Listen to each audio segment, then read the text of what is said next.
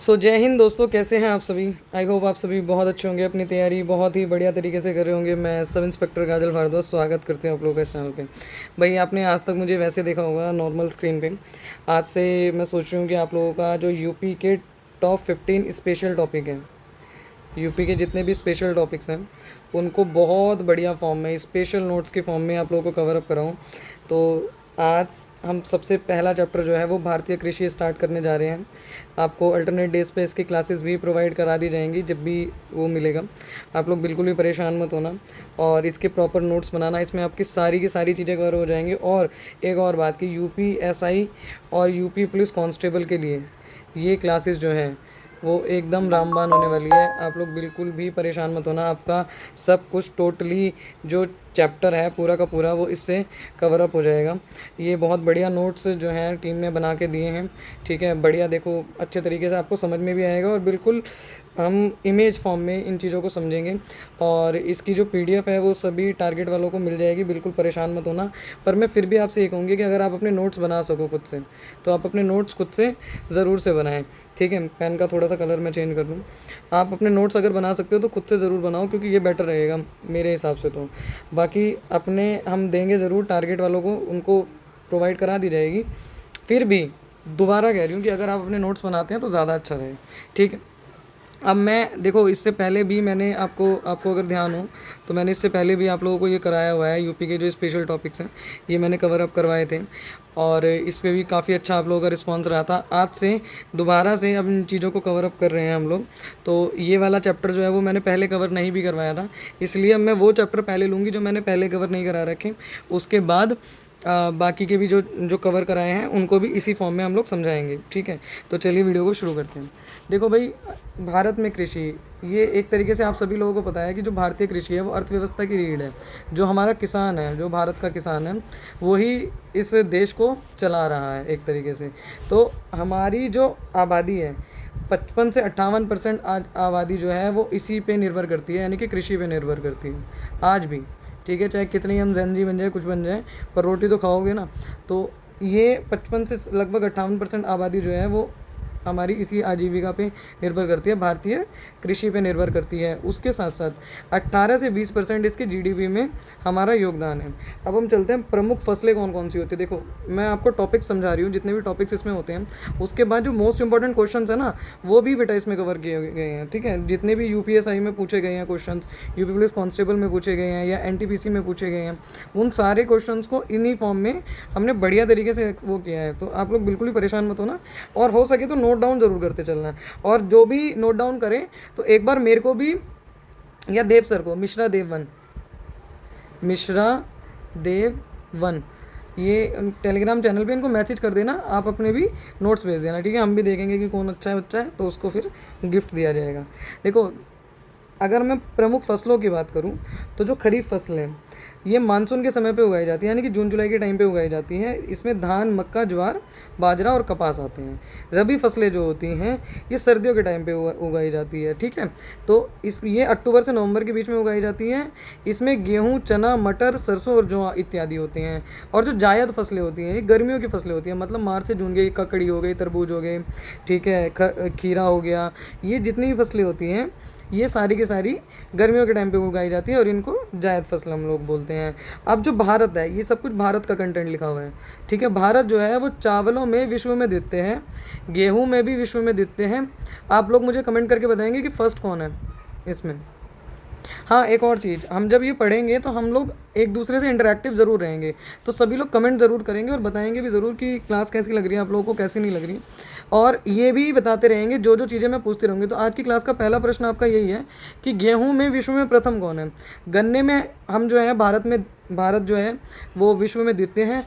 मसालों में हम विश्व में प्रथम है, हमेशा से ही प्रथम है। मसालों को देख के तो ये समझ लो हमारी लंका ही लगी थी। जो अंग्रेज़ आए थे वो मसालों को देख के आए थे एक तरीके से। दूध में भी हम लोग जो है वो प्रथम है, अब चाहे कैसा भी दूध भारत बना रहा हो। और दालों में भी हम जो विश्व में प्रथम है, ठीक है। चलते हैं नेक्स्ट स्लाइड पे।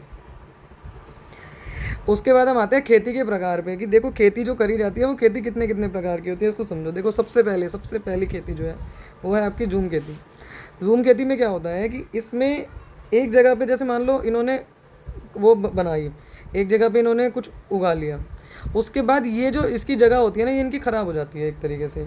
इसमें ये लगा देते हैं आग, जैसे इन्होंने देखो आग लगा रखी है, ये आग लगा देते हैं, इसको जला देते हैं इस ज़मीन को। उसके बाद ये दूसरी जगह पे जाते हैं और वहाँ पे वो करते हैं। पहाड़ों पे ज़्यादातर ये जो होती है वो पहाड़ी क्षेत्र में होती है या फिर ऐसी जगह पे होती है जहाँ पे बहुत ज़्यादा आबादी नहीं है, ठीक है।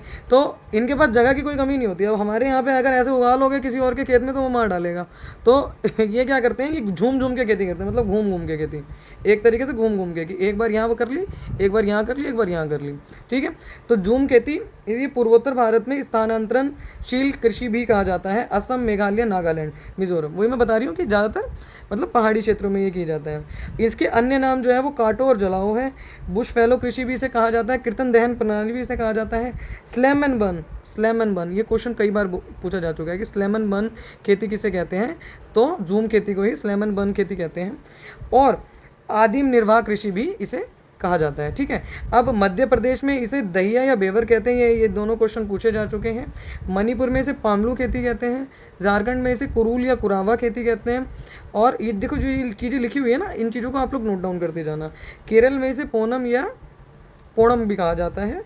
और पश्चिमी घाट में इसे कुमारी खेती कहा जाता है, ठीक है। तो ये हो गया आपका झूम खेती का, ऐसे घूम घूम के खेती करते हैं ये लोग। दूसरी चीज़ क्या है, रोपण खेती। देखो रोपण खेती वो खेती होती है जिसमें बेसिकली पैसे मिले, मतलब वाणिज्यिक फसल, नगदी, इसको नगदी फसल भी कहते हैं। मतलब पैसे तो देखो, पैसे तो गेहूँ में भी मिल रहे हैं, जो हम गेहूँ वाली वो कर रहे हैं, पैसे बेच देंगे तो उसे भी, पर फिर भी हम उसको एक बार को खा सकते हैं। इसको क्या है, इसके लिए ये बेसिकली उगाते इसलिए हैं कि इनको मतलब नगद मिल सके, मतलब पैसा मिल सके, ठीक है।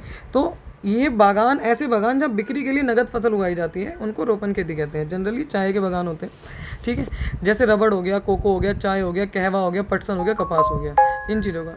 यार ये सब कैसे हटेगा, सॉरी। तो इसको कहते हैं रोपण खेती, ठीक है।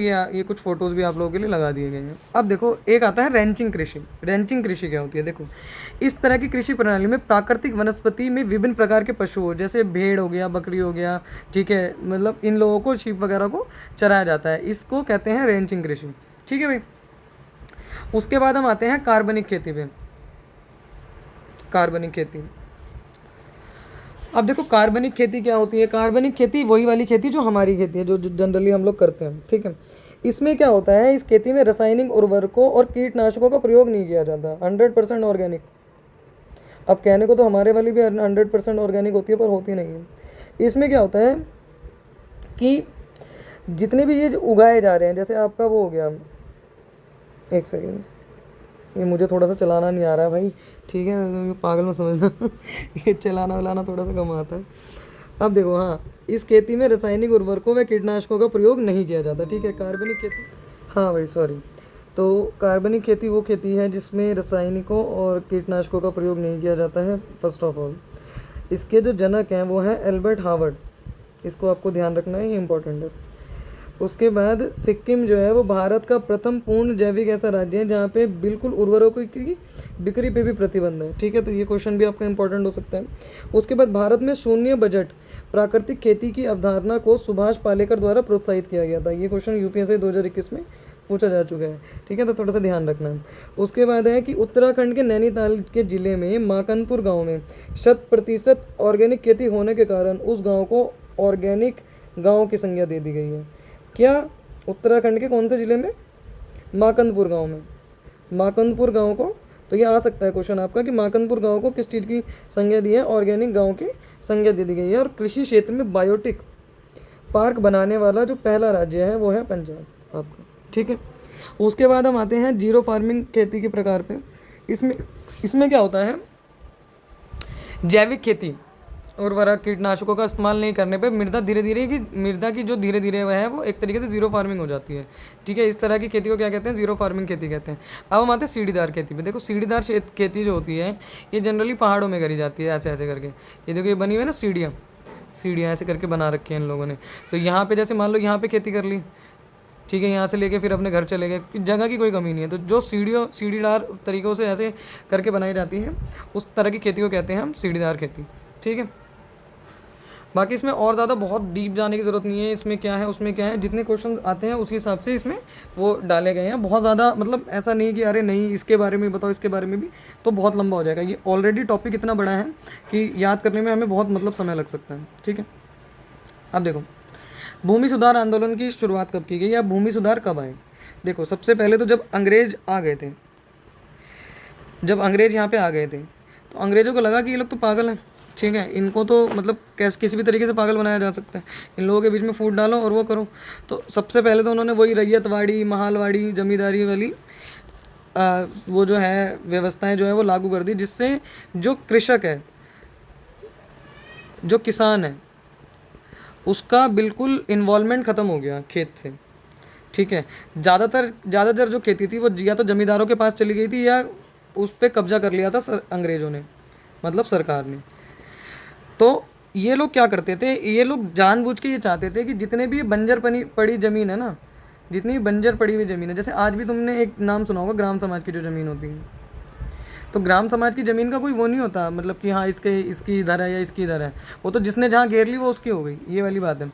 तो ये लोग क्या करते थे कि जो भी वैसी ज़मीनें होती थी ना, मतलब फालतू की ज़मीन होती थी, बंजर पड़ी हुई ज़मीन होती थी, वो इनके बाप दादा की हो गई। तो देखो लिखवा भी रखा है मैंने कि सभी बंजर भूमि तथा खाली भूमि का जो सार्वभौमिक भूस्वामी होता था वो सरकार होता था। आज भी सरकार ही होती है, पर पहले इन्होंने ज़्यादातर मतलब अपने उसमें ले ली थी। तो ब्रिटिश शासन के दौरान राजस्व वसूली की जमींदारी और रैयतवाड़ी, महालवाड़ी में कृषकों का भूमि से जुड़ाव अधिक रह नहीं गया था और भूमिहीन मजदूरों की संख्या बहुत ज़्यादा थी। तो जमींदारी प्रथा का जब उन्मूलन किया गया, जब सबसे पहले उन्मूलन किया गया वो उत्तर प्रदेश में ही किया गया, ठीक है, अपना यूपी हर चीज़ में आ गया। उसके बाद भारत का जो पहला भूमि अधिग्रहण कानून है वो कब पेश हुआ था भाई, 1894 में पेश हुआ था। ये भी क्वेश्चन आया हुआ है। सभी बंजर भूमि और खाली भूमि के जो सार्वभौमिक स्वामी होती है वो पहले भी सरकारी होती थी, मतलब अंग्रेज थे, और अब भी सरकारी होती है। ठीक है, अब स्वतंत्रता के बाद 1949 में जब इन चुनौतियों पे ध्यान दिया गया कि भाई किसी के पास वो रह ही नहीं रही है। एक तुमने सुना होगा ना कि इंदिरा गांधी जी के टाइम पे एक वो आया था कि भाई इसके पास ज़्यादा ज़मीन है तो इसकी उठा के इनको दे दो, इनको केशवानंद भारती केस वगैरह जो तुमने सुना हो। तो उसी से रिलेटेड जब 1949 में देखा गया कि भाई मतलब जो कृषि है उसकी जो वो है स्थिति है बिल्कुल ख़राब हो चुकी है, ठीक है, जो किसान है उसकी स्थिति बिल्कुल ख़राब हो चुकी है, तो कुछ सुधार लाए गए। सबसे पहला आया काश्तकारी सुधार। इसके माध्यम से किसानों को जोत का अधिकार प्राप्त हुआ कि कम से कम तुम्हें जोतने का अधिकार है कि ठीक है तुम जोत लो, बेशक तुम्हारी ज़मीन नहीं है पर तुम जोतो, ठीक है। तो इसके अंतर्गत किसानों को जोत का अधिकार जो है वो प्राप्त हुआ। जमींदार जो करते थे ना कि जैसे मान लो किसी ने 500 रुपये लिए, 500 रुपये में पहले तो सस्ती में थी, 500 रुपये में एक बहुत बड़ा अपना ज़मीन का 100 बीघे का मान लो खेत दे दिया। अब उसने 500 में से 250 रुपये चुका दिए, 250 वो नहीं चुका पाया, तो वो क्या करते थे, वो मतलब लगभग 70% ज़मीन रख लेंगे और यूँ कहेंगे कि जा ये 30% जो है वो तेरी है, तो उसके तो तुम खा गए ना एक तरीके से किसान की ज़मीन।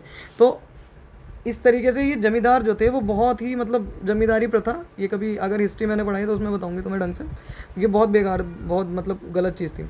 उसके बाद आता है एक हदबंदी।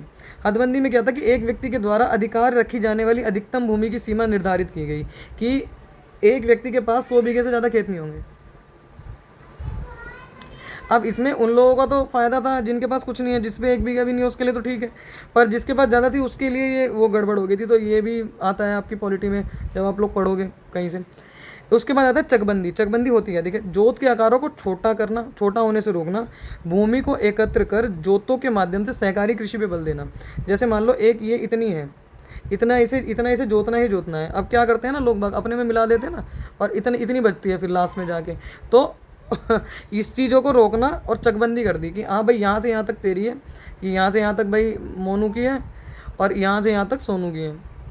तो इसको कहते हैं एक तरीके से चकबंदी कर देना कि एक पर्टिकुलर वो दे दिया कि हमने लठ गाड़ दिया, कहते हैं ना लठ गाड़ दिया, तो लठ गाड़ दिया कि हाँ यहाँ से यहाँ तक मोनू की है, इधर से इधर वाली सोनू की है, ठीक है। तो चकबंदी के उपाय आए। उसके बाद आया भूदान आंदोलन। भूदान आंदोलन आप लोगों ने सुना भी होगा, 1951 में स्टार्ट किया गया था विनोबा भावे द्वारा, ठीक है। और विनोबा भावे द्वारा एक और आंदोलन स्टार्ट किया गया था, अगर किसी ने हिस्ट्री में पढ़ा हो तो वो भी कोई मुझे कमेंट करके बताएं। ये दूसरा प्रश्न है आपका आज का।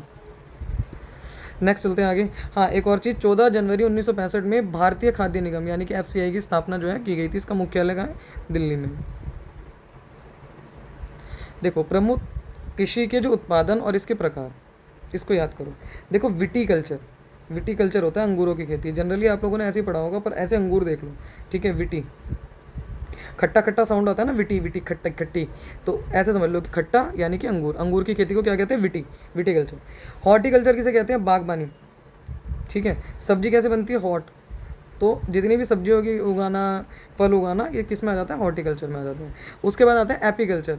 एपीकल्चर होता है शहद या मधुमक्खियों का, एपी भी कहते हैं इनको, एपीएचर, ठीक है, जहाँ पे मधुमक्खियाँ रहती हैं। तो एपी बोले तो जहाँ पे मधुमक्खी और शहद को, मतलब मधुमक्खी पालना एक तरीके से, ठीक है, शहद को उगाना। सेरीकल्चर, रेशम के कीटों का पालन, ठीक है, जो ये कपास वगैरह बनता है ना, इसको कहते हैं सेरीकल्चर। उसके बाद आता है पिसी कल्चर, मछली पालन, ठीक है, इसको पिसी कल्चर कहते हैं।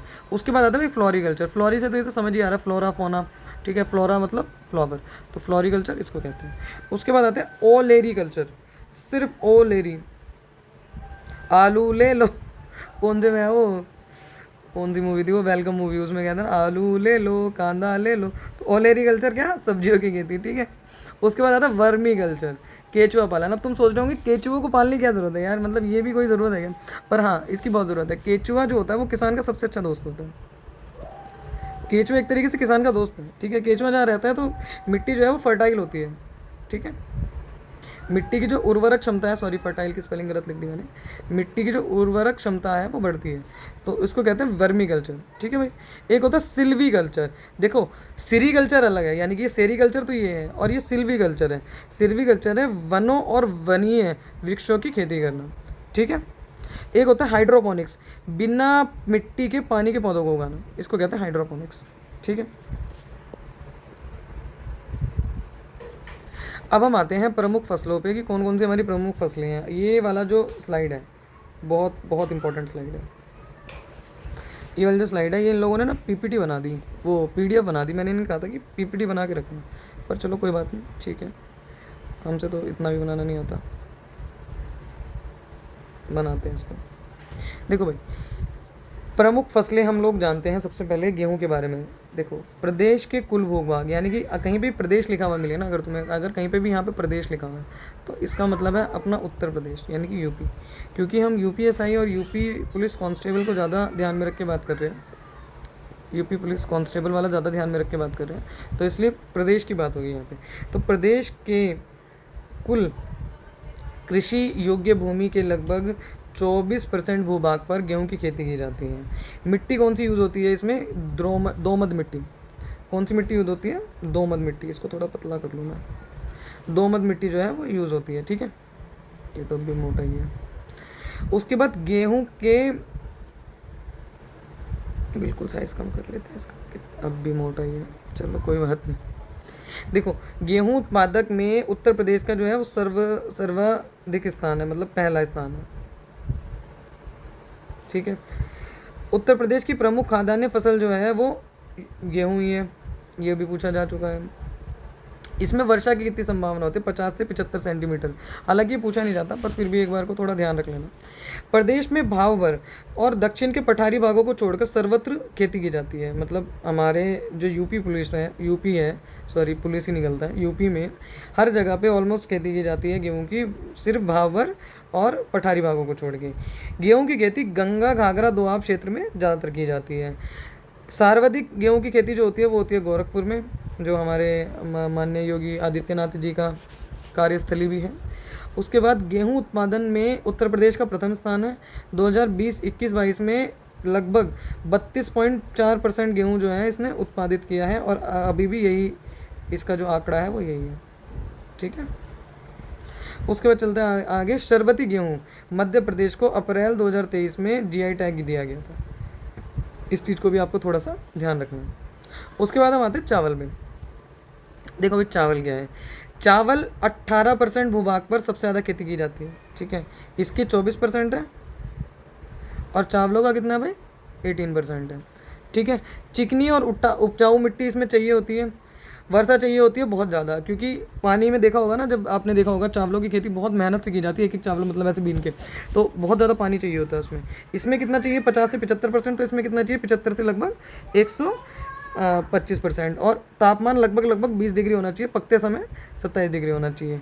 चावलों की मुख्यतः खेती कहाँ की जाती है? तराई क्षेत्र में। इसके लिए कौन सी मिट्टी चाहिए होती है? चिकनी मिट्टी। इसके लिए कौन सी मिट्टी चाहिए होती है? दोमट मिट्टी। देखो आप लोग ये सोचते हो ना कि यार ये याद कैसे होगा इतना सारी चीज़ें, जब आप लोग पढ़ोगे तो याद हो जाएगा, ऐसी बात नहीं है, समय लगता है पर याद हो जाएगा। बार बार देखोगे जब चीज़ों को तो याद हो जाएगा। अगर पहली बार में तुम सोचो कि आज ही मैं याद कर लूँ, कभी नहीं होगा। तुम इस वीडियो को अगर लगातार, जैसे मान लो तुमने 3 से 4 बार देख लिया ना, तुम्हें 100% चीज़ें याद हो जाएंगी जो तुम्हें पहली बार में याद नहीं हुई थी। ठीक है, तो कोशिश करो, ऐसा मत सोचो कि आज ही याद करना है, धीरे धीरे अपने आप समझ में आ जाएगा, चीज़ें याद हो जाएंगी। कभी कभी ऐसा होता है कि हम एक चीज़ को पढ़ रहे होते हैं ना, पहली बार में हमें बिल्कुल समझ नहीं आता, दूसरी बार में हमें थोड़ा थोड़ा समझ में आता, तीसरी बार तक हमें ऑलमोस्ट याद हो जाता है। ठीक है, चावल की खेती मुख्यतः तराई क्षेत्रों में और पूर्वी उत्तर प्रदेश में की जाती है।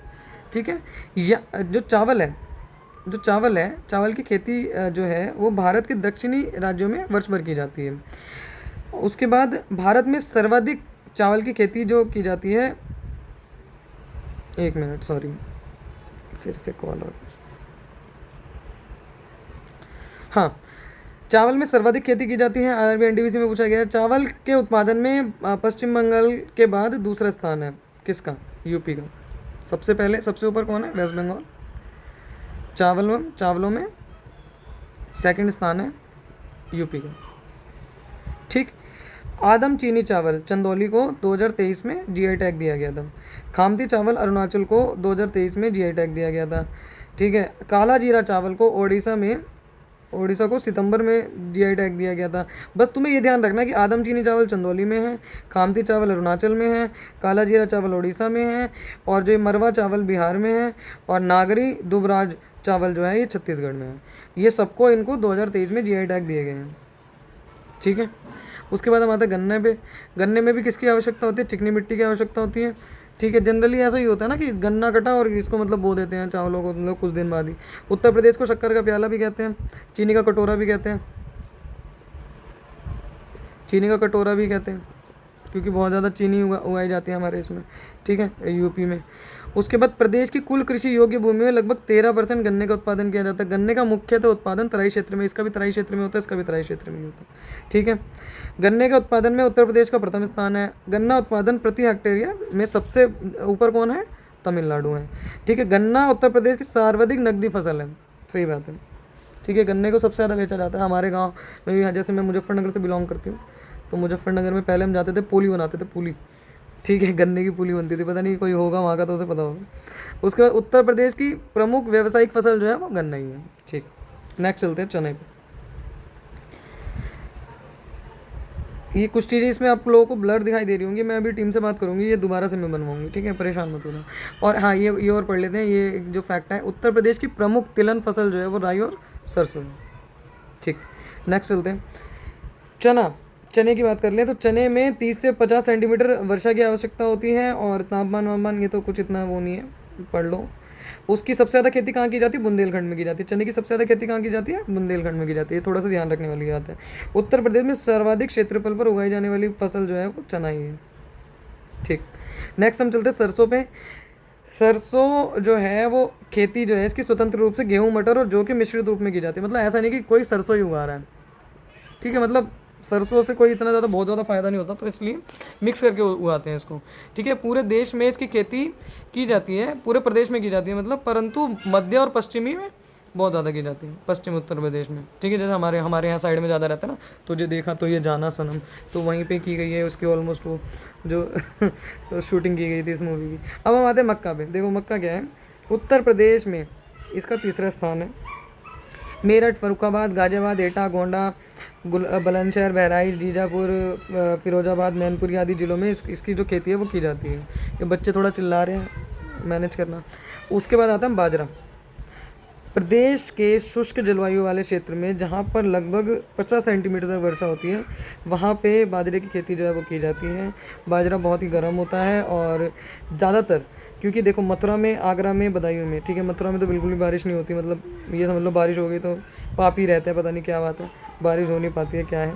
तो आगरा, मथुरा, बदायूं, अलीगढ़, मुरादाबाद, एटा, फिरोजाबाद, इन जगह पे इनकी ज़्यादा जो खेती है वो की जाती है, और बाजरा खाया भी बहुत ज़्यादा जाता है। जब मैं फर्स्ट टाइम मथुरा में आई थी तो मुझे सबसे पहले बाजरे की रोटी किसी ने खिलाई थी कि बाजरे की रोटी खाओगे, तो मुझे तो इतनी पसंद नहीं है, पर हाँ बहुत लोगों को बहुत पसंद होती है। तो राष्ट्रीय बाजरा दिवस जो था वो 2018 में मनाया गया था, और भारत के अनुरोध पर 2023 को अंतर्राष्ट्रीय बाजरा वर्ष जो है वो चुना गया। ठीक है, कपास की जो खेती है, कपास के बारे में जानते हैं। प्रदेश में छोटे रेशों की अधिक व लंबे रेशों में कम कपास उगाई जाती है गंगा यमुना दोआब में।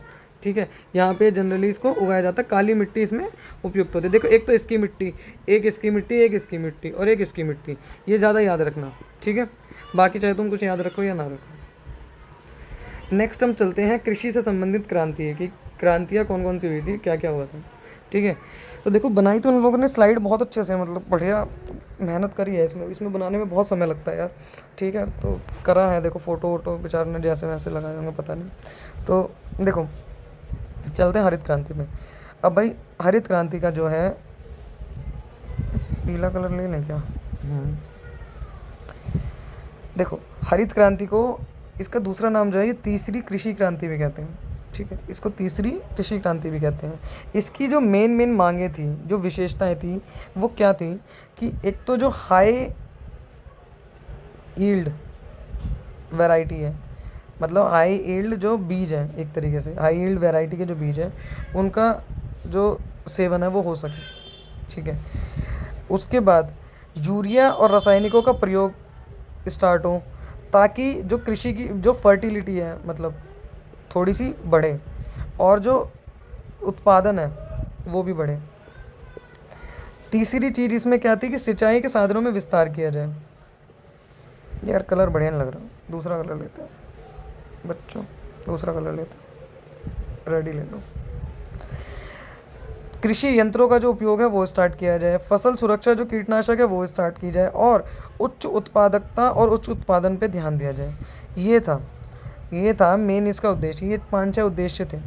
अब तुम्हारा क्वेश्चन किस तरीके से आ सकता है? क्वेश्चन इस तरीके से आ सकता है कि इसमें से 2 चीज़ दे देंगे और चौथी चीज़ कहेंगे कि इसमें से चौथी क्या गलत है, हरित क्रांति से संबंधित नहीं है। जैसे मान लो उन्होंने दे दिया कि हाई यील्ड बीज का उपयोग हो गया, उर्वरकों का उपयोग हो गया, तो जनरली उर्वरकों के उपयोग में ना बच्चा वो कर देता है, जबकि इसमें था कि उर्वरकों को उपयोग पर जोर दिया गया था कि करो इसमें। ठीक है, उसके बाद ये चाहिए को ये दे दिया, ये नहीं दिया, तो आपको ये लगानी है। ये 6 चीज़ें आप लोगों को थोड़े से याद रखना है। इसके जो जनक थे वो थे हॉर्मन ई बारलॉग, और जो भारत में इसके जनक थे वो थे MS स्वामीनाथन। इनका जो जन्म हुआ था वो 7 अगस्त 1925 में तमिलनाडु में हुआ था, रायबरेली। ठीक है, रायबरेली में मतलब इनके एक तरीके से मृत्यु हुई थी। ठीक, उसके बाद इनको इतने सारे देखो ये पुरस्कार कुछ मिल चुके हैं। ठीक है, ये थोड़ा सा आप लोग देख लेना, ये इतने पुरस्कार जो हैं वो इन लोगों को मतलब जो MS स्वामीनाथन जी हैं इनको मिले थे। उसके बाद हॉर्मनी बारलॉग जो हैं ये विश्व हरित क्रांति के जनक हैं, पर विश्व लेवल पे, मतलब वर्ल्ड लेवल पे। ठीक है, विश्व में हरित क्रांति के जो जनक थे वो हॉर्मनी बारलॉग थे, और इन्हीं से एक तरीके से प्रेरित होकर MS स्वामीनाथन ने भी इनको जो है वो स्टार्ट किया था। इनका जो कार्यस्थल था वो था मैक्सिको। ठीक है भाई, उसके बाद हम चलते हैं हरित क्रांति के लाभ क्या क्या हुए। देखो हरित क्रांति के लाभ हुए कि खाद्यान्न उत्पादन में आत्मनिर्भरता आई, कृषि में वैज्ञानिक तकनीकों का विस्तार हुआ। जैसे पहले जो हल चला रहे थे वैसे ही हल चला रहे थे यार, है ना, तो कृषि यंत्रों का कोई उपयोग ही नहीं करता था, तो उन चीज़ों में वो आई, थोड़े सा इम्प्रूवमेंट करी इन लोगों ने। इसलिए इसमें जो है तभी तो हरित क्रांति। देखो हमें खिलाना जो है, मान लो हमारी जो जनसंख्या है वो लगातार बढ़ती जा रही है। पहले अगर 20,000 लोगों का उत्पादन करना होता था तो चलो हल चला के हो जाता था, अब कहाँ तक किसान हल चलाता रहेगा। तो इसीलिए इसमें ये चीज़ें जो हैं वो करी गई। किसानों की आय में वृद्धि करना, खाद्य सुरक्षा को मजबूत करना, ये इसके कुछ कदम रहे थे। ठीक है, ये कुछ पॉइंट्स दिए गए हैं कि हरित क्रांति का संबंध जो है वो कृषि में उत्पादन तकनीक के सुधार करने में है। ठीक है, बिल्कुल सही बात है। अधिक उपज देने वाली खाद्य फसलों का में वृद्धि करना था। हाँ, हरित क्रांति शब्द का प्रथम उपयोग डॉक्टर विलियम गॉड ने किया था 1968 में। किसने किया था? डॉक्टर विलियम गॉड ने किया था 1968 में। ये पॉइंट इंपॉर्टेंट है, इसको लिख लेना। जो भी बच्चा नोट्स बना रहा है इन चीज़ों को लिखते चलना थोड़ा सा। भारत में औपनिवेशिक शासन के दौरान कृषि में ठहराव को हरित क्रांति द्वारा स्थायी रूप से समाप्त कर दिया गया। ठीक है। हरित क्रांति की शुरुआत कहाँ हुई थी? मैक्सिको में हुई थी, ये बता दिया मैंने। इसके जो वो है हरित क्रांति के जनक अमेरिकी नॉर्मन ई बारलोग जो है, ये नॉर्मन है, ठीक है, ये हॉर्मन वही मैं कह रही थी, नॉर्मन ई बारलोग जो है, इन्हें माना जाता है 1970 में इन्हें शांति का नोबेल पुरस्कार भी दिया गया था। और हमारे वाले जो हैं वो MS स्वामीनाथन जी हैं। भारत में कृषि क्रांति का मतलब जो हरित क्रांति जो है उसका उद्देश्य क्या था? राष्ट्रीय खाद्य सुरक्षा था। ये क्वेश्चन पूछा गया है SSC DD में। उसके बाद हाई यील्ड वैरायटी, देखो हाई यील्ड वैरायटी का ये क्या है? इसका मतलब ये था कि जो पहले जो चीज़ें यूज़ होती जा रही थी ना, वो मतलब एक तरीके से ख़राब चीज़ें हम लोग खा रहे थे। तो इस चीज़ पे जोर दिया गया, इनका जो जोर था वो इस चीज़ पे था कि हाई यील्ड वैरायटी के वो आए। अगर हमारा बीज ही ख़राब होगा तो हम खाएंगे भी ख़राब ही ऑब्वियसली, ठीक है। बोया पेड़ बबूल का तो आम कहाँ से होए? तो अगर तुम उसमें डाल ही घटिया चीज़ रहे हो तो घटिया ही निकल के आएगा फिर बाद में उसका जो पेड़ है। तो इसीलिए हाई यील्ड बीजों का वो करो कि इम्पोर्ट करो, इम्पोर्ट एक्सपोर्ट जो है वो स्टार्ट हो, ताकि इसमें बोए जा सकें, मतलब धरती में बोए जा सकें उन्हें, और उनका बढ़िया से उत्पादन किया जा सके, क्योंकि जो बोओगे फिर वो मिल जाएगा, बढ़िया मिल जाएगा, ठीक है। इन्हें चमत्कारी बीज भी कहा जाता था, ठीक है। इसकी भी एक हिस्ट्री है पूरी की पूरी, कि जब इंदिरा गांधी जी ने मांगा अमेरिका से कि भाई हमारे पास बिल्कुल रह नहीं गया है कुछ भी, और जब बिल्कुल 100 दिन का एक तरीके से रिवेन्यू बचा था भारत के पास, 100 दिन बाद जो भारत है वो बिल्कुल भिखारी हो जाता। तो कभी हिस्ट्री पढ़ाऊंगी तो बताऊंगी। तो उन्होंने हमें सड़े हुए बीज भेजे थे, एकदम सड़े हुए, ठीक है। तो आज भी हम अमेरिका से पीछे ही हैं, वो तो खैर उसके बारे में कोई कमेंट नहीं, पर हाँ सारे जहाँ से अच्छा हिंदुस्तान हमारा। तो उस तरह से जब इनसे मांगा गया था भारत को, भारत ने जब मांगा था तो उन्होंने ये भेजा था ससुरों ने, ठीक है। अब हरित क्रांति का जो वही उर्वरकों पर निर्भर है, यही पॉइंट है, यही पॉइंट ऑलमोस्ट इसमें लिखे हुए हैं। 1960 में रॉकफेलर फाउंडेशन द्वारा अंतर्राष्ट्रीय चावल अनुसंधान संस्थान मनाली में ये मनीला नहीं है, ये मनाली है, ये गलत लिखा हुआ है। मनाली में वैज्ञानिकों द्वारा चावल के उन्नत वर्ण विकसित की गई थी, ठीक है। भारत में जब हरित क्रांति की शुरुआत हुई उस समय प्रधानमंत्री इंदिरा गांधी, मैं बता रही हूँ ना तुम्हें, और कृषि मंत्री जो थे वो चिदम्बरम सुब्रमण्यम थे, और कृषि सचिव जो थे वो B शिवरमन थे। भारत में हरित क्रांति का पहला चरण 1960 के दशक से 1960 से लेके 1970 तक रहा, ठीक। और भारत में हरित क्रांति के आरंभिक स्थल के रूप में पंजाब राज्य को चुना गया, ठीक है। हरित क्रांति में सर्वाधिक लाभान्वित जो राज्य है वो पंजाब, हरियाणा और पश्चिमी उत्तर प्रदेश है, ठीक है। देखो पश्चिमी उत्तर प्रदेश ना थोड़ा सा कृषि में ज़्यादा है, हमारे यहाँ ना थोड़ा सा चलती है, मतलब जैसे जो मुजफ्फरनगर का क्षेत्र हो गया, बागपत का क्षेत्र हो गया, मेरठ का क्षेत्र हो गया, इन जगह पे जो थोड़ा कृषि बाहुल्य क्षेत्र है, मतलब कृषि को बहुत एक लेवल पे माना जाता है। और जो थोड़ा सा पूर्वी उत्तर प्रदेश है वहाँ पे कृषि है, ऐसा नहीं है, पर थोड़ा सा लोग मतलब नौकरी की तरफ ज़्यादा है। हमारे इधर की साइड जो है, पश्चिमी उत्तर प्रदेश की साइड जो है, वो थोड़ा सा कृषि बाहुल्य क्षेत्र है, मतलब कृषि के ऊपर ज़्यादा लोग ध्यान देते हैं।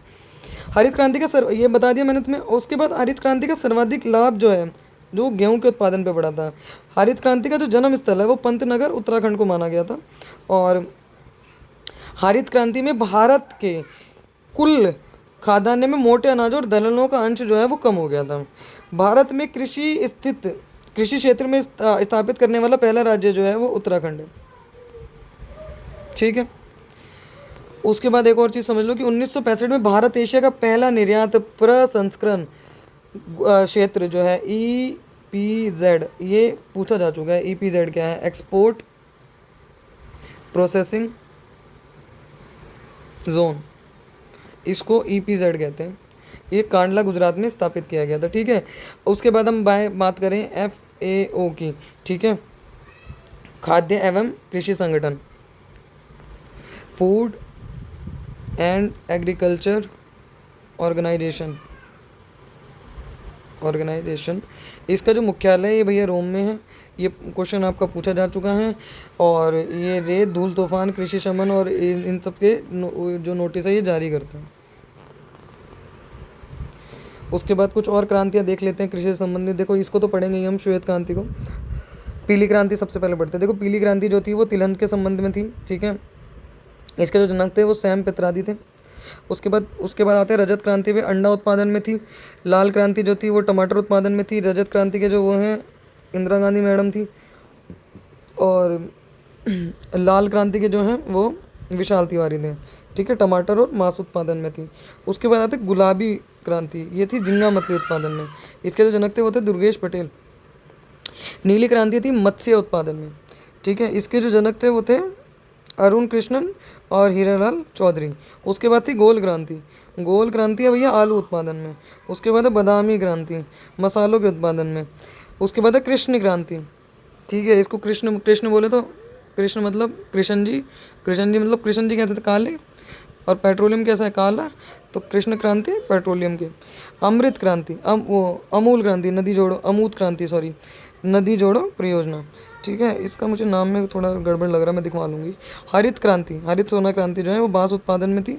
भूरी क्रांति उर्वरक उत्पादन से संबंधित थी। सुनहरी क्रांति फल उत्पादन से संबंधित थी। खाकी क्रांति चमड़ा उत्पादन से संबंधित थी। ग्रीन गोल्ड क्रांति चाय उत्पादन से संबंधित थी। स्वर्ण रेशा क्रांति जूट उत्पादन से संबंधित थी। और सिल्वर फाइबर क्रांति आपकी कपास उत्पादन से संबंधित थी। स्वर्ण क्रांति मोस्ट इंपॉर्टेंट स्वर्ण क्रांति जो है वो बागबानी उत्पादन से संबंधित है। बागबानी और शहद उत्पादन से संबंधित है। बहुत बार पूछा जा चुका है ये क्वेश्चन। ठीक है, इसको समझ लेना। उसके बाद हम आते हैं श्वेत क्रांति पे। देखो जैसे तुम्हारी हरित क्रांति है ना, उसी तरह से तुम्हारी श्वेत क्रांति भी है। मतलब श्वेत क्रांति जो आई थी वो दुग्ध क्रांति के नाम से भी जानते हैं। ऐसे श्वेत मतलब श्वेत दूध दुग्ध तो होता है, तो दुग्ध क्रांति के नाम से भी जानते हैं। देखो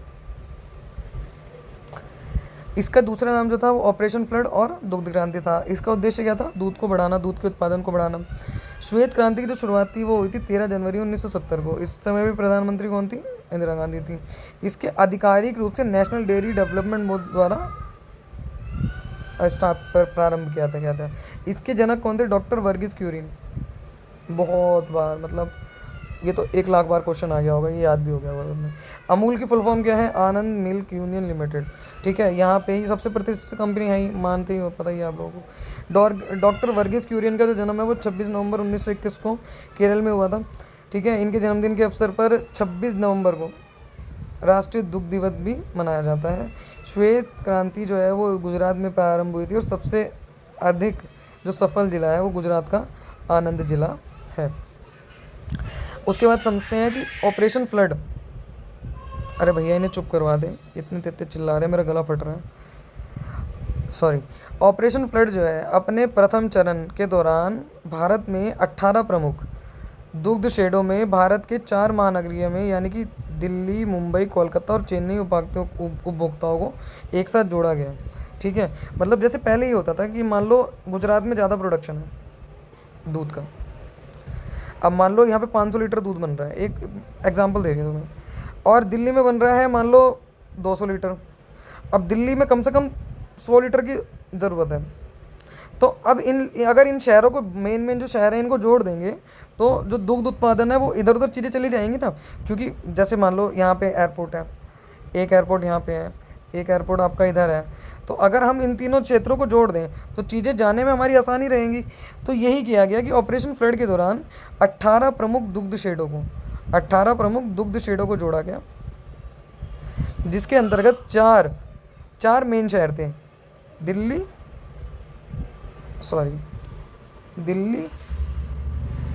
देखो मेरी राइटिंग इतनी गंदी नहीं है पर इसमें आ रही है, ठीक है, सच मानो तो मेरी राइटिंग इतनी गंदी नहीं है। मुंबई, कोलकाता और भैया तुम्हारा चेन्नई। ये बहुत बड़ा चैप्टर है मतलब, ठीक है।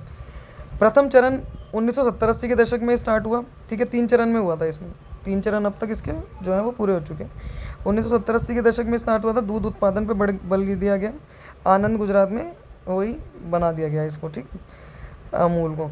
द्वितीय चरण में दूध उत्पादन को बढ़ाने के लिए राज्यों को चयनित किया गया। तीसरे चरण में क्या किया गया कि देश के लगभग प्रत्येक ग्रामीण क्षेत्रों में लक्षित किया गया तथा दूध उत्पादन में वृद्धि हेतु महिलाओं की भागीदारी को बढ़ाने का प्रयास किया गया। इसका जो समापन है 1996 में हो गया था। राष्ट्रीय डेयरी बोर्ड की स्थापना कब हुई, 16 जुलाई 1965 को, और ये याद कर लेना। और डेयरी विकास बोर्ड का जो मुख्यालय वो आनंद गुजरात में ही है, ये तो पता ही है सबको। राष्ट्रीय दूध दिवस कब है, 26 नवंबर को, अभी बताया था मैंने तुम्हें। और विश्व दूध दिवस कब है, 1 जून को।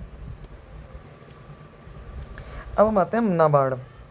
देखो नाबार्ड क्या है, नाबार्ड की सबसे पहले तो तुम फुल फॉर्म याद कर लो, National Bank for Agriculture and Rural Development. इसकी क्या वो है, दोबारा बोलो मेरे साथ बोलो, National Bank for Agriculture and Rural Development. ठीक है, ये नाबार्ड की फुल फॉर्म है। कृषि की सर्वोच्च संस्था है। ठीक है, कृषि और ग्रामीण क्षेत्रों में वित्त पोषण करने वाली और केंद्रीय या शीर्ष संस्था इसी को ही कहते हैं।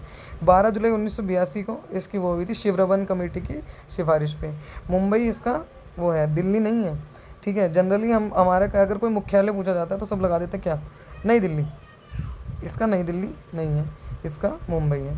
ठीक है, नाबार्ड द्वारा अधिकतम 15 वर्षों के लिए कृषि ऋण प्रदान किया जाता है। ये बहुत इंपॉर्टेंट क्वेश्चन है, ये अभी यूपीएससी 2017 में तो आया ही है। सुनो, ये यूपी पुलिस कांस्टेबल में भी पूछा गया था, अभी जो भी वाला पेपर हुआ है ना तुम्हारा, उसमें पूछा गया था। ठीक है, कि अधिकतम कितने वर्षों के लिए ऋण दिया जाता है, तो 15 वर्षों के लिए ऋण दिया जाता है। इसके द्वारा सूक्ष्म सिंचाई कोष जो है वो स्थापित किया गया। ओके, उसके बाद आते हैं हम परीक्षा में पूछे गए प्रश्नों पे। देखो, चींटियों के हमलों में फसलों की सुरक्षा के लिए कपूर का प्रयोग किया जाता है। ठीक है, फावड़ा क्या है, फावड़ा तो सबको पता है, मिट्टी को ढीला करने के लिए यूज़ किया जाता है। शेयर क्रॉपिंग किसे कहते हैं, ये एक प्रकार की कृषि व्यवस्था है जहाँ भूमि का मालिक किराए पे अपने हिस्से की भूमि को दे देता है। इसे वो कहते हैं बटाई पे दे दी हमने, हमारे यहाँ तो बटाई कहते हैं। जैसे मान लो अब हम खेती नहीं कर पाते, जैसे पापा नहीं रहे तो भाई खेती को तो किसी को देना है, तो हम बटाई पे दे देते हैं, उसे कहते हैं शेयर क्रॉपिंग। ठीक है, इंग्लिश में कहेंगे तो we will call sharecropping now. ठीक है, तो अब पढ़ते हैं भारत में कृषि नीतियाँ, संस्थाएँ और योजनाएँ। देखो, एक तो होता है एमएसपी। ठीक है, मिनिमम सपोर्ट प्राइस तुम्हारा, ये कौन जारी करता है, CACP। ठीक है, ये जो तुम्हारा कृषि और लागत मूल्य आयोग है ना, ये इसको वो करता है। तो ये बहुत बहुत इंपॉर्टेंट क्वेश्चन है, कई बार पूछा जा चुका है एग्जाम में, इसको थोड़ा सा ध्यान रखना। अब देखो, भारतीय खाद्य निगम उपभोक्ता मामले और खाद्य सार्वजनिक वितरण मामले के अधीन काम करता है। ठीक है, जितने भी ये खाद्य संबंधित मामले हैं, ये खाद्य और सार्वजनिक वितरण मंत्रालय के अधीन कार्य करते हैं। 14 जनवरी 1965 को FCI की स्थापना हो गई थी, फूड कॉरपोरेशन ऑफ इंडिया, इसकी स्थापना की गई थी। और इसका जो मुख्यालय है वो कहाँ है, नई दिल्ली में। ठीक है, उसके बाद 1965 में कृषि कीमत आयोग का जो है वो गठन किया गया। इसे 1985 में CACP कृषि लागत एवं मूल्य आयोग में कन्वर्ट कर दिया गया। यही जो है CACP जो है, यही MSP देता है, मतलब minimum support price, minimum support price, कि इससे कम तो नहीं जाएगा। अगर मान लो गेहूं का जो मूल्य है कि इससे कम नहीं जाएगा। ठीक है, ये कौन तय करता है, CACP ही तय करता है। ठीक है, ये लिखा हुआ है ना, ये UPSI में पूछा जा चुका है, ये UPSI में भी कई बार आ चुका है, ये UPSI 2021 में भी आया हुआ है वाला प्रश्न जो है। ठीक है, यूपी पुलिस कांस्टेबल में भी अभी वाले में पूछा गया था। ठीक है, उसके बाद CACP किसके अधीन कार्य करता है, बहुत इंपॉर्टेंट, मोस्ट इंपॉर्टेंट, किसान एवं परिवार कल्याण मंत्रालय के अधीन कार्य करता है। ठीक है, MSP कौन जारी करता है, भारत सरकार जारी करती है। MSP 22 फसलों के लिए जारी किया जाता है, तथा FRP उचित और लाभकारी मूल्य। ठीक है, ये केवल गन्ने के लिए जारी होता है। ठीक, मोस्ट इंपॉर्टेंट, इसको भी लिख लेना। गन्ने के लिए FRP को मंजूरी देने वाले मंजूरी कौन देता है, ये एक तरीके से कैबिनेट समिति देती है। ठीक है, FRP सिर्फ गन्ने के लिए जारी होता है, बाकी सबके लिए MSP जारी होता है, लगभग 22 फसलों के लिए। ठीक है, वो फसलें जानने की तुम्हें ज़रूरत नहीं है। 1966-67 में पहली बार MSP की प्रणाली को पेश किया गया था गेहूं के लिए। ठीक है, उसके बाद इसमें अन्य फसलें जो हैं वो जुड़ गई थी। कांग्रेस कृषि सुधार समिति 1949 में इसकी जो अध्यक्षता थी वो JC कुमारप्पा ने की थी। ठीक है भाई, नेक्स्ट चलते हैं। नोट, कृषि और प्रसंस्कृत खाद्य उत्पाद निर्यात विकास प्राधिकरण APEDA, ये वाणिज्य और उद्योग मंत्रालय के अंतर्गत आता है। ठीक है, NAFED नफेद, भारतीय राष्ट्रीय कृषि सहकारी विपणन संघ लिमिटेड, ये जो है कृषि और किसान कल्याण मंत्रालय के अंतर्गत आता है, इसको थोड़ा सा ध्यान रखना। उसके बाद आता है हम एग्रीडेक्स, कृषि उत्पादों में व्यापार के लिए भारत का पहला कृषि वायदा सूचकांक है। ये एग्रीडेक्स जो है कृषि उत्पादों में व्यापार के लिए पहला कृषि वायदा सूचकांक जो है वो यही है। उसके बाद आते हैं हम, प्रथम राष्ट्रीय नीति 28 जुलाई 2000 में घोषित की गई थी और कृषि क्षेत्र में प्रतिवर्ष 4% से अधिक की वृद्धि दर हासिल करना और समग्र सतत विकास करना इसका उद्देश्य है। ठीक है, नेक्स्ट चलते हैं AEP, एग्रीकल्चर एक्सपोर्ट पॉलिसी जो है, ये ऊपर भी आया था एग्रीकल्चर एक्सपोर्ट पॉलिसी, ये 2018 में सरकार द्वारा लागू की गई थी, इसी सरकार द्वारा यानी कि बीजेपी द्वारा। इसका मकसद क्या था? कृषि उत्पादों में निर्यात को बढ़ावा देना और 2022 तक 60 अरब तक पहुंचना। और आपकी जानकारी के लिए बढ़ा दूं कि अभी तक हम 20 अरब तक भी नहीं पहुंचे हैं। हा हा हा। उसके बाद हम आते हैं ई नाम पे। ई नाम क्या है भैया? ई नाम है national agriculture market, NAM, national agriculture market. ठीक है, इसकी जो स्थापना है वो 14 अप्रैल 2016 में प्रधानमंत्री द्वारा कृषि राष्ट्रीय बाजार ई ट्रेडिंग प्लेटफॉर्म के माध्यम से की गई थी। ठीक है, ई रकम राष्ट्रीय कृषि किसान मंडी। ठीक है, 1 अगस्त 2017 को केंद्रीय कृषि मंत्रालय ने कृषि के उत्पादकों को बेचने के लिए ई रकम पोर्टल की शुरुआत की गई थी। मोस्ट इंपॉर्टेंट, कर लेना इसको तैयार। ठीक है, चाहे बेशक अभी आया ना हो पर आ जाएगा इसका। 2017 में तो पूछा भी जा चुका है। एक तरीके से डिजिटल प्लेटफॉर्म है जो किसानों को अपने कृषि उत्पादों और नीलामी के माध्यम से बेचता है। ठीक है, प्रधानमंत्री सम्मान निधि योजना पीयूष गोयल जी ने स्टार्ट की थी 2019 में। ठीक है, और 2024 में गोरखपुर से नरेंद्र मोदी द्वारा 2,000 रुपये में पहली किस्त स्थानांतरण की गई थी। ये 2,000 रुपये की 2,000 रुपये की 3 किस्त दिलवाते हैं। ठीक है, सम्मान निधि योजना किसान योजना। उसके बाद आते हैं PM कुसुम योजना में। कुसुम योजना क्या है भाई? ये किसान ऊर्जा सुरक्षा, ऊर्जा लिखा हुआ है ये,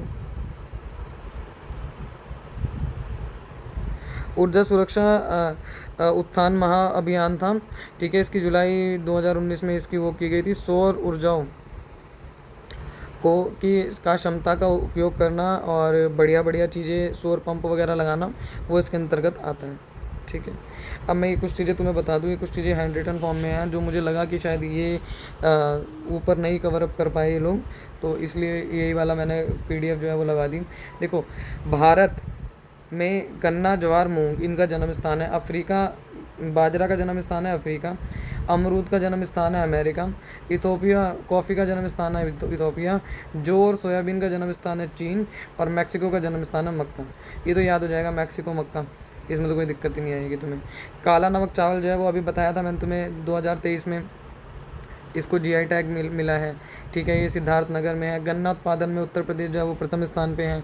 गन्ना उत्पादन प्रति हेक्टेयर में तमिलनाडु जो है वो प्रथम स्थान पे है। फर्स्ट स्लाइड में हमने कवर कर लिया था, फिर भी मैं एक बार इन चीज़ों को लेके चल रही हूँ तुम्हारे लिए कि कोई चीज़ छूट ना जाए, एक भी चीज़ ना छूटे। गन्ना यूपी की सर्वाधिक नकदी और प्रमुख व्यावसायिक फसल है, ये भी हम लोग कवर कर चुके हैं। गेहूँ के लिए दोमट मिट्टी का प्रयोग होता है, ये भी हम लोग कवर कर चुके हैं। ठीक है, गेहूँ उत्पादन में प्रति हेक्टेयर में कौन सबसे ऊपर है? पंजाब है, ये भी हम लोग कवर कर चुके हैं। चावल की मुख्यतः खेती कहाँ होती है? तराई क्षेत्र में। और कौन सी मिट्टी चाहिए होती है इसमें? चिकनी मिट्टी, ये भी हम लोग ऊपर कवर कर चुके हैं। ठीक है, पश्चिम बंगाल व यूपी दूसरे स्थान पर है उत्पादन में चावलों के। ठीक है, मक्का उत्पादन में यूपी तृतीय में है। हरित क्रांति सबसे अधिक उपज देने वाली फसलों की वो की थी। ठीक है, चाय में थीन पाया जाता है और कॉफ़ी में कैफीन पाया जाता है। भारत में कुल राष्ट्रीय आय का 22% जो है वो कृषि से आता है। हरित क्रांति जो है उसकी शुरुआत कहाँ की गई थी भैया? मैक्सिको में की गई थी। ठीक है, और ये तो बता दिया मैंने तुम्हें, नॉर्मली वो लोग ये सब है, हाई यील्ड प्रोग्राम पे निर्भर थी, ये सब बता चुकी हूँ मैं तुम्हें। ठीक है, उस समय पे कौन थी? इंदिरा गांधी वो थी। और सचिव बताओ मुझे, कोई ऊपर नहीं जाएगा, देखेगा नहीं। सचिव बताओ, अभी बताया था मैंने तुम्हें सचिव कौन थे, ये भी बता दिया, सब बता दिया। ठीक है, 26 नवंबर को किसका बर्थडे है? डॉक्टर वर्गीस क्यूरिन का बर्थडे है 26 नवंबर को, इसीलिए राष्ट्रीय दुग्ध दिवस जो है वो मनाया जाता है।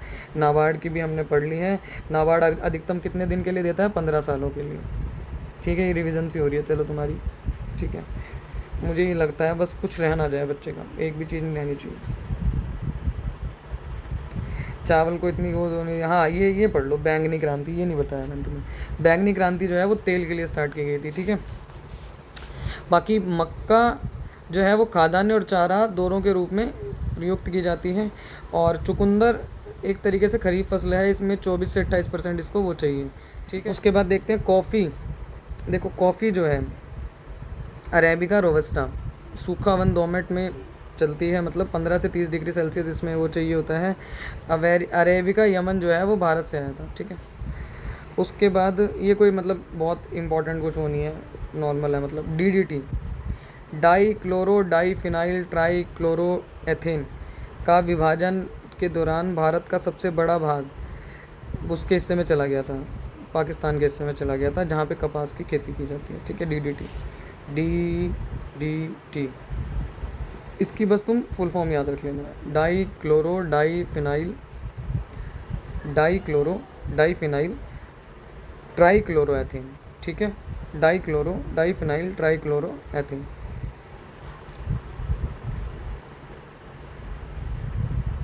जूट को गोल्डन फाइबर भी कहते हैं, ये भी कवर हो गया, ठीक है। पहाड़ी क्षेत्रों में वो की जाती है। हाँ, काजू के लिए कौन सी खेती है, लाल लेटराइट मिट्टी है, उसकी खेती की जाती है, ठीक है। भूमिगत जल की उपयोगिता जो है वो सबसे ज़्यादा पंजाब, हरियाणा, राजस्थान और तमिलनाडु में है, ठीक है।